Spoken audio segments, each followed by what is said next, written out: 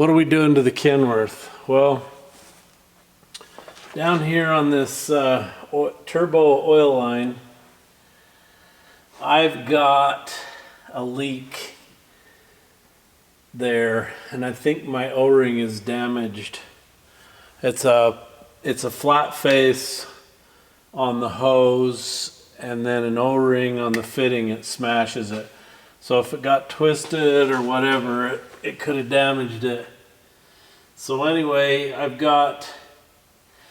cleaned it off, but it had like oil spatter and stuff all over here. So I got to figure out what the heck's going on. Looks like to me, it's the manifold doing it. So that manifold's leaking. It's a full tilt. So I guess it's not an oil leak. I've already diagnosed that, and I don't have to mess with that. But she's trying to blow the hose off again here. I'm having a tough time holding this. So maybe I'll double clamp that. I need to service it, grease it, probably change the oil, and I need a federal motor carrier safety inspection. Clean it out, just check everything over, make sure everything's working, lights, tidy up wires. Oh, and I have that starter that Dean Schatz sent me, the MT39, that I need to get installed on here. What the heck? Let's do this. There we go.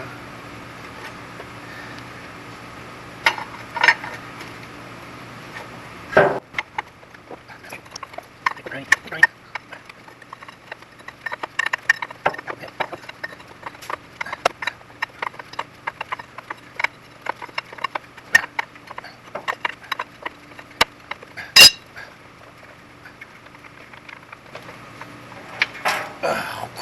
All over.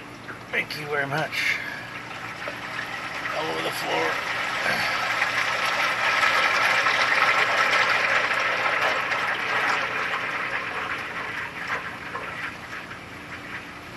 Hey, Matt, can you have me another one of those paper towels there? Shop rag towels. Okay, seeing as how this is a retarder machine, now you gotta drain the retarder valve and stuff. There we go.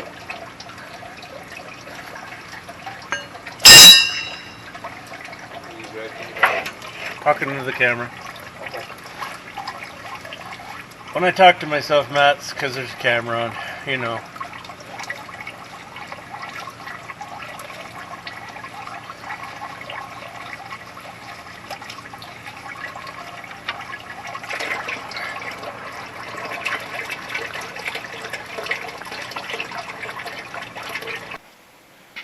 Okay, plan here is that she's engine oil has a lot of air in it, so if you let it sit for a bit before you get after it, the air comes out and then the oil's way down, so when you undo these you don't make a mess. So she's been sitting for a while. Let's find out. Whoop.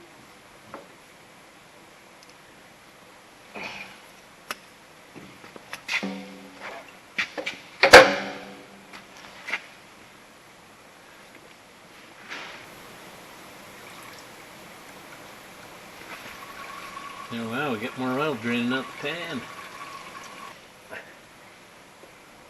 Oh, come on. Oh, no. That dirty pig. Ah, I hate you. Hate you, hate you, hate you. Yuck. Oh, jeez. I need more paper towels. I can change oil on scrapers easier than this thing. And they're 50 years old. It's like putting track roller grease in a D4, ain't it, Matt? Pretty much. Okay, went to my Napa, got me an easy drain valve to replace the one in the pan. They'll have another one at 12:30. They're transferring from another store to do this one also. So I can just turn the lever now and drain them. Okay, so there's the one for the engine oil pan in that corner, and then this one for the retarder is gonna go right here in this one. I can't believe it. Still dripping after hours and hours and hours and hours. So anyway, I'm hoping that's going to fit in there good. See, the threads, made in China crap, the threads don't even want to work half decent. It's like you got to be able to screw that in with your fingers, and you can't. Kind of goes hard, and then it goes soft, and then it goes hard. So that's why I'm dead set on finding some made in America and throwing these away. So let's have a look-see at this massive starter. There she is. I don't know how much that weighs. I ought to put it on the scale when I get it out. I'm not kidding. I said every swear word in a book when I did that. And then that's on this truck. We have a pan heater on it. We get these from our cat dealer. I believe that's a Wolverine, and I think that's a 1,000-watt heater. So we have the pan heater, and then we also have the conventional block heater for the coolant. So when you plug both these heaters in, it doesn't take very long before this thing's ready to go, ready to fire right up. But I've still got some engine oil leaks on this. I don't know where they're coming from. It drives me nuts. The retarder's not leaking anymore. Everything's resealed on it. And the 18-speed's still yellow. She's a little dirty. So I'm fixing my oil lines to the hydraulic filters. And I just replaced that fitting right there, because this conglomeration of crap was on there. So you had a -16 to -20 adapter, then a 2020 90-degree elbow, and then a -20 to -16 to -20 on the other end. That is the one line right there, and the other one we had to take it out to get the adapter, so I painted it. So this is the -20 hose, and this is the -16. So I'm going to replace them both and put 90s on both ends of them and get rid of these restrictive 90-degree elbows. So we'll have 90s coming off of there, wide radius, and then right back up into here. So I've had the truck in the shop here for a while. Changed the oil, put a Jpaydirt filter on it. And then if you watched my video when I changed over to the single, and if you didn't, on a PACCAR, you've got your hot cable and your ground to your alternator. Now this is a 140 amp welder when these touch, and PACCAR runs the ground and the hot together in the same piece of plastic loom, and then that loom gets cooked by all the heat from those twin turbos up there. And every fire I've seen in a Kenworth or Peterbilt generally starts right there, right up in the middle. And those cables rub together, touch, short out, burns the truck down. The other place they start on fire is right down there by the starter. Jake has pulled out all the wiring. We've got a big 10 gauge, 8 gauge one here that comes off out of the cab and to the starter solenoid in the box there. And look at that. So I think we caught this just in time. Now the other thing we're going to do is we're going to put a battery disconnect switch here. So in case there's ever a problem, we can kill the juice, minimize the damage. The other thing we're doing is we are installing an MT39 starter. This is one that Dean Schatz out of Gillette, Wyoming sent me. And this has his adapter on the back. That takes a cat O-ring instead of a gasket. That was a dirty SOB. This one you can pick up with one hand and shove up in the hole. This is gonna be a way better starter. Okay, I got that one pipe back in and I've got my hose hooked to it. So this is the other hose, and let's put it on there and let me show you what I'm gonna do. Okay, so the hose is, I mean, it's just, I just pushed it in this fitting, and I had him cut these hoses 6 inches longer. So that's the way they're going to sit, like that. Now, I'm going to have to put the phone down. I'm going to have to figure out how much of that hose I got to cut off, because as you can see, that one's down over top of where the other one's going to be. So this has got to be up here like that. And then this one's, see, that raises that up like that, and that needs to be straight up and down. So I'm obviously going to have to cut some off. So first thing I'll do is I'll go ahead and position this. I may get the other hose on. All right, so there we are. We're hooked up. Now I had that hose hooked up backwards. So that top one comes around and it comes to this one right here, which is unfiltered oil. So this pipe right here comes out of the main oil galley, and the pump comes around, comes through here. So this is unfiltered, goes through the filter, comes back out. This is the filtered line, and that filtered line comes in here and then into the main oil galley in the engine, and you can see the turbo lube gets its oil from that. There's a spec on how much you can curve these hoses, and they will last longer, you know, the wider the radius bend in them. This is what I wanted. So you've got nice gentle 90 bends there, and the same up here where it comes in and out of the filter. So running oil down through a 90 like this, see, it just goes straight down, bang, and then has to come out. And that's, you get a lot of restriction there. So I got rid of that big one and the small one. I had a small straight 90 on this one. Now the other problem I got is these metal lines under here used to have a clamp, and I'll show you where that went. Right there, and you can see how badly it wore that metal pipe.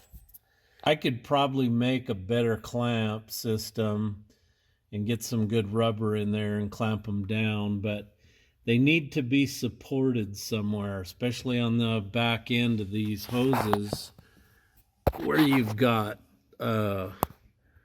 all this weight hanging there, and you can see how they're going to shake.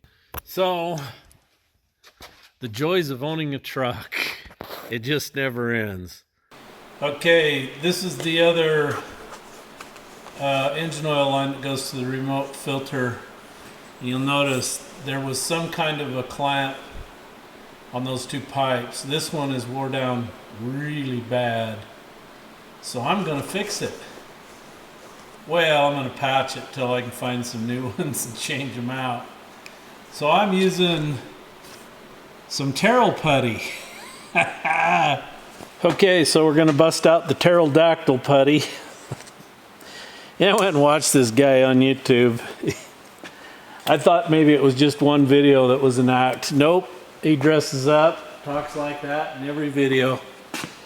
Okay, so I'm doing this just because I don't have another line, and until I find another one. This one was really bad. The other one was sort of bad. So I don't know, this will just make me feel better, okay? I know there's some of you screaming at the computer right now or your phone. Jeff, what are you doing? Well, I'm in a pinch, boys. I'm in a bind.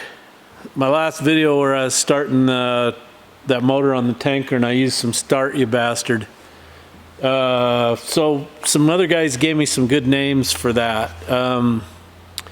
There was Bill Cosby, Relentless.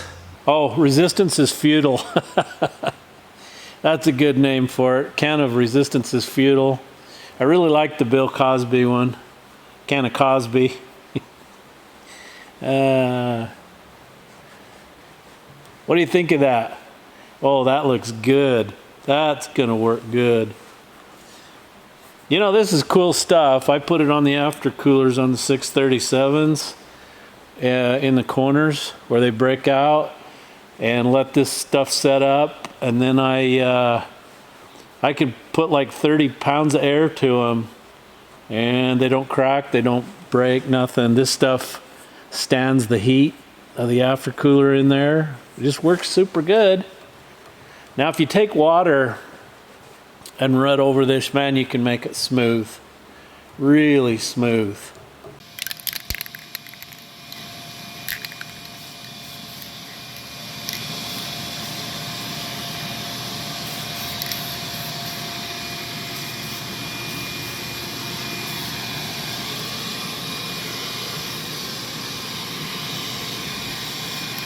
Hey, look at that. Cheap paint evacuating booth. Works great. Okay, got the line cleaned up and painted. Oh, what's that? Just patch job.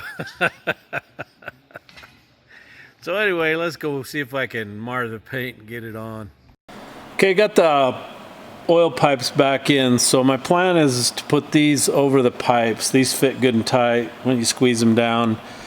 Put them together like that, and that'll space them and hold them from vibrating. Now, as far as anchoring them to something, yeah, I ain't figured that out yet. So, one thing at a time, okay? Stop bothering me, would you? Get out the flashlight. See that there? So that's what I plan on doing, is hooking them together right there. Take a 1/2-inch bolt. There we go. Oh, look at that. Through both of them.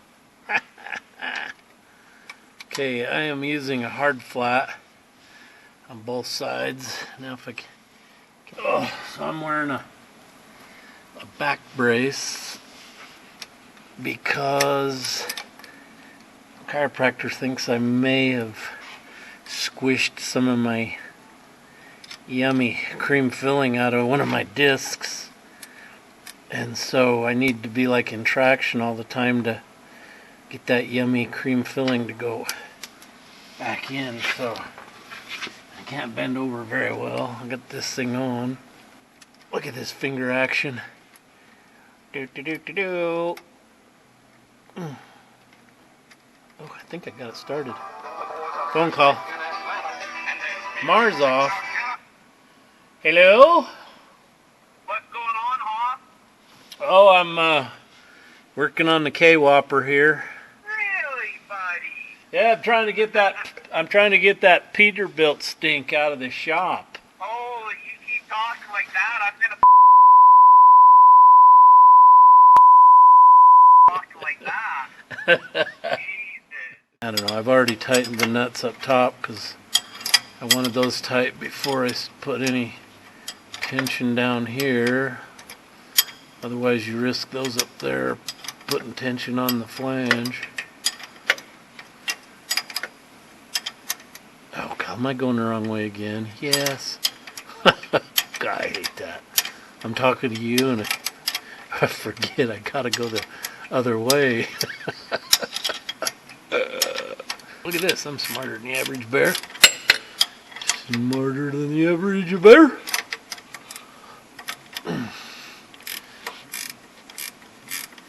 I'm going to pull all the hide off my knuckles, I can tell, unless I hold my fingers on this, hold her down. is gonna be tight. Alright, look at that. That'll hold her stiff now. Now I gotta see how the hoses are gonna fit. Make sure I got the paper towel out of the hole before you put it on, Jeff. Always make sure you got the plugs and paper towels out, so you don't have a mess. There we are, complete. That's what it's gonna look like. So the steer tire is gonna clear it, and I could have cut them off shorter and looped it tighter, but that's kind of a no-no with hoses.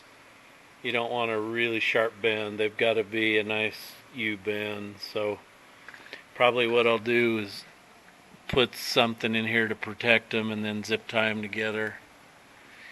And should be good for another 1,000,000 miles. 500,000. Hey, it's a crappy day. So those of you who bought stuff from old Jpaydirt, I put it in our giant rubber on the front steps.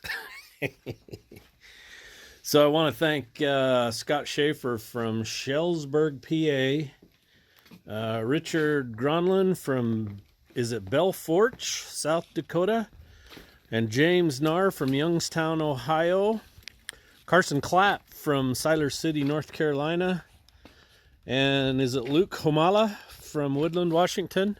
I don't know if that's Homala. I knew a guy from Tonga. His name was Homala Sioni. Anyway, you guys have an awesome day. Oh, it's another great day here in Idaho. Had snow this morning. So I got another rubberized sack of goodies going out today. Got a couple going to Stephen Park from Tinton Falls, New Jersey. Thank you, Stephen. Sherry Schroeder from Bremen, Texas. And Brian Dawson from Chilliwack, BC. And Nathan Duncan from Silton, Saskatchewan. Thank you, boys. Well, as popular as that old stuff is, I would imagine that it's still available. I'll just go down to the granary and get the yellow crack guns in there. Hey, you haven't seen a 00 tractor roller? You haven't seen 00 date on this looks like October 17. Okay, tip of the day, you gotta have this O-ring that's in with the filter. I just dumped it in the garbage and had to dig it out, but it goes on up here. Probably could have used the old one, but since I got a new one with it, I'm gonna use the new one. They obviously do not want you to have water go around this one, and I would imagine that causes a lot of damage with an electronic engine. And there's an O-ring inside here too, which is kind of interesting. You don't fill these with fuel. It's the worst thing in the world you can do. I suppose you could fill this one full of fuel, but not that secondary one there. But we generally don't fill them. There's a primer on here. We just use the primer to do it. And then I'll write the date and the miles on this one. 6/33/729, and it is 5/20. You're gonna have to do a wee bit of swabbing, mate. You're gonna have to swamp it, mate. The red and white vodka? I don't know. It's like an old fucking gas can type thing. What's your language?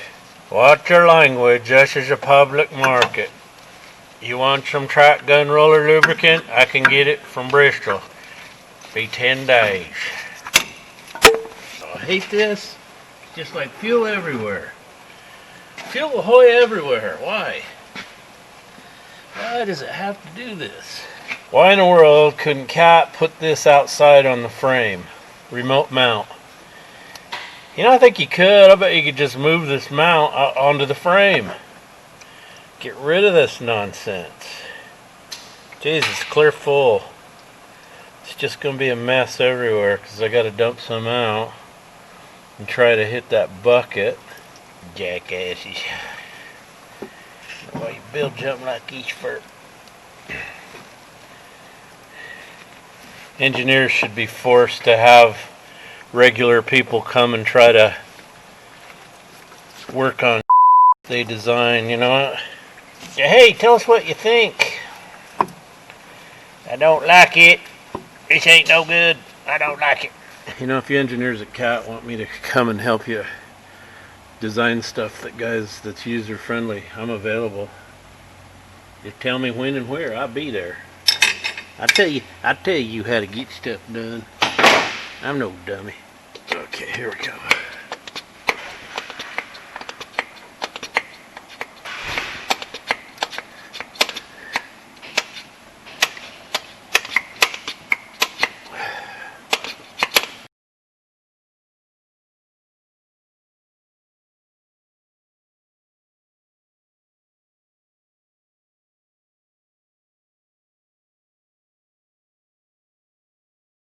That actually doesn't bleed fuel out of this, does it? It just runs it internal and around to the tank, doesn't it? So I think I got fuel. I think I'm primed. There's an O-ring here and one internal. When you pull it back, it just lets it bypass and back out the return to the tank, so you don't make a mess.